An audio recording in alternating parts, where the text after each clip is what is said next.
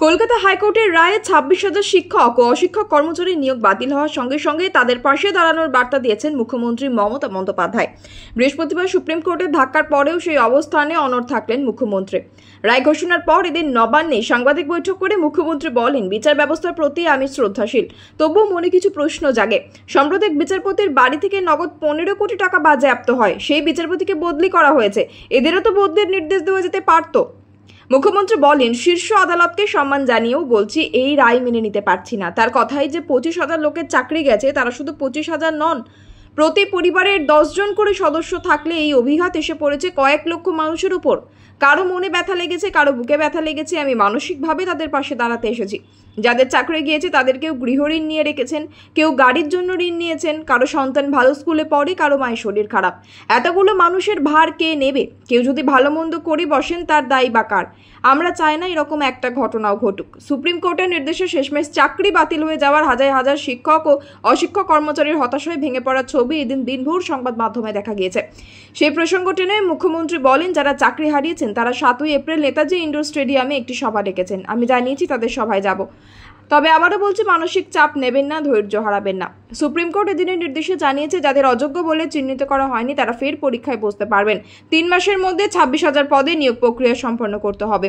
মুখ্যমন্ত্রী এদিন বলেন, এসএসসি একটি স্বশাসিত প্রতিষ্ঠান, তাদের বলবো 3 মাসের মধ্যে নিয়োগ প্রক্রিয়া সম্পন্ন করুন। তাছাড়া 1 লক্ষ শূন্য পদ এখনো রয়েছে, এসএসসি নিশ্চয়ই সবটা ভেবে পদক্ষেপ করবে। সুপ্রিম কোর্টের রায়ে শিক্ষক অশিক্ষক মিলিয়ে বাতিল হয়েছে 25,753 জনের চাকরি। শুধু বহাল রইল সোমা দাসের চাকরি। মানবিকতার খাতিরে সোমার চাকরি বহাল রাখা হয়েছে, জানিয়েছে শীর্ষ আদালত।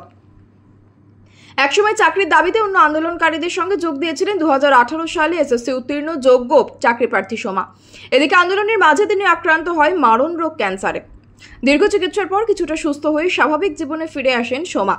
কলকাতা হাইকোর্টের নির্দেশে তিনি শিক্ষিকার চাকরি পান। গত বছরের এপ্রিলে হাইকোর্টে 25,753 জনের চাকরি খারিজের রায় দেয়। তখনও মানবিকতার খাতিরে সোমার চাকরি বহাল রেখেছিল আদালত। এবার শীর্ষ আদালতও সোমার ক্ষেত্রে একই নির্দেশ দিল। সোমার বাড়ি বীরভূমের নলহাটির আশ্রম পাড়ায়। তিনি এখনও বীরভূমের নলহাটির মধুরা হাই স্কুলে বাংলা বিষয় পড়ান। বুধবার সুপ্রিম কোর্টের এই রায়ে যোগ্য চাকরি প্রার্থীদের কথা ভেবে মন খারাপ হয়ে গিয়েছে সোমার। তার কথাই, এই রায় মোটেই কাম্য ছিল না। আমি যখন আন্দোলনের সঙ্গে যুক্ত ছিলাম তখন প্রথম থেকেই আমাদের একটাই দাবি ছিল, যারা যোগ্য অথচ বঞ্চিত চাকরি প্রার্থী তারা যেন চাকরি পায়। আর শিক্ষা ব্যবস্থাকে দুর্নীতি মুক্ত করতে হবে। আমরা ভুক্তভোগী ছিলাম, কিন্তু এটা কখনো চাইনি যে যোগ্যতার ভিত্তিতে যারা চাকরি পেয়েছেন তাদের চাকরিটা চলে যাক। 2016 সালে এসএসসি পরীক্ষায় বসেছিলেন সোমা দাস। 2018 সালে সেই ফলাফল প্রকাশিত হয়। তিনি এসএসসি পরীক্ষায় উত্তীর্ণ হন। তারপরেও চাকরি না পেয়ে অন্য চাকরি প্রার্থীদের মতো আন্দোলনে যোগদান সোমা। এদিকে সেই বছরই নভেম্বর মাসে সোমা শরীরে ক্যান্সারের লক্ষণ দেখা দেয়। 2019 সালের ফেব্রুয়ারিতে সোমা জানতে পারেন যে তিনি ব্লাড ক্যান্সারে আক্রান্ত হয়েছেন। এরপর চিকিৎসার জন্য সোমা মুম্বাইয়ের টাটা মেমোরিয়াল হাসপাতালে যান। সেখানে 10 ঘন্টা ধরে তিনি কেমো নিতেন। 6টি কেমো নিয়ে খানিক সুস্থ হয়ে 7.5 মাস বাড়ি ফেরেন, কিন্তু বাড়িতে আসার পর দ্বিতীয়বারের জন্য তার শরীরে ক্যান্সার ধরা পড়ে। আবার মুম্বাই যায় সোমা দাস। ফের চলে চিকিৎসা। নতুন করে 6টি কেমো নিয়ে সুস্থ হন। 6 মাস পর বাড়ি ফিরে আসেন। আন্দোলন চলাকালীন এসএসসি উত্তীর্ণ সোমা দাসের লড়াইয়ের কথা প্রকাশিত সংবাদ মাধ্যমে। সেই খবর পড়ে কলকাতা হাইকোর্টের তৎকালীন বিচারপতি অভিজিৎ গঙ্গোপাধ্যায় তাকে হাইকোর্টে ডেকে পাঠান। তখন তো রিজলাসে এসএসসি নিয়োগ সংক্রান্ত দুর্নীতি মামলাগুলির শুনানি চলছিল। বিচারপতি সোমাকে অন্য সরকারি চাকরির প্রস্তাব দেন, কিন্তু সোমা তখন স্পষ্ট বলেন, আমি শিক্ষকই হতে চাই। পাশাপাশি আমার মতো একাধিক চাকরি প্রার্থী চাকরির জন্য লড়াই করছেন, ফলে আমার একার সমস্যার সমাধান হলেই হবে না। তিনি আরো বলেন, আমি আলাদা করে চাকরিটা নিয়ে আন্দোলন করে সরে যেতে চাই না।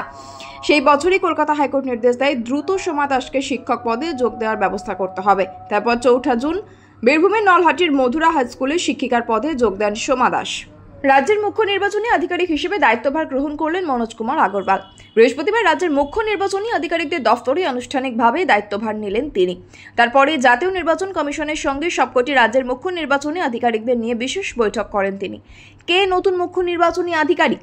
1990 আইএসএস ব্যাচের আধিকারিক মনোজ কুমার আগরওয়াল। এতদিন পর্যন্ত মনোজ কুমার আগরওয়াল বন ও বিপর্যয় মোকাবেলা দফতরের অতিরিক্ত মুখ্য সচিবের দায়িত্ব পালন করেছেন। তার ছেড়ে যাওয়া বন দফতরের প্রধান সচিব হলেন ইন্ডিয়ান ফরেস্ট সার্ভিসের দেবল রায়। তিনি এখান থেকে এর সঙ্গে প্রধান মুখ্য বনপালের দায়িত্ব সামলাবেন। এর পাশাপাশি বিপর্যয় মোকাবেলা দফতরের দায়িত্ব সামলাবেন আইএসএস রাজেশ কুমার সিনহা। তিনি আবাসন, ক্রীড়া ও যুব কল্যাণ দফতরের সঙ্গে অতিরিক্ত দায়িত্ব হিসেবে এই পদ সামলাবেন। খাদ্য প্রক্রিয়াকরণ ও উদ্যান পালন দফতরের সচিব স্মারকী মহাপাত্রকে পশ্চিমবঙ্গ খনিজ উন্নয়ন ও বাণিজ্যিক নিগমের অধিকর্তার দায়িত্ব দেওয়া হলো। ওই পদে এতদিন ছিলেন পি মোহন। জনশিক্ষা প্রসার ও গ্রন্থাগার দফতরের অতিরিক্ত সচিব অংশুল গুপ্তাকে কেএমডি এর সিইও করা হলো। এই পদে এতদিন ছিলেন রাজেশ কুমার সিনহা। আইডি রেজিস্ট্রেশন মাশঙ্কর এসকে কৃষি দপ্তরের সিনিয়র স্পেশাল সেক্রেটারি করা হয়েছে। তার জায়গায় আইডি রেজিস্ট্রেশন হলেন পবন কাটিয়ান। পি মোহন গান্ধীকে institute of environmental studies and wetland ম্যানেজমেন্টের অধিকর্তা করা হলো। এতদিন এই পদে ছিলেন অভিনব চন্দ্র। তাকে প্রশাসনিক প্রশিক্ষণ কেন্দ্রের অতিরিক্ত অধিকর্তা করা হয়েছে। অন্যদিকে দীপিকা সায়নামাত জনশিক্ষা প্রসার ও গ্রন্থাগার দপ্তরের বিভাগীয় সচিব হয়েছেন।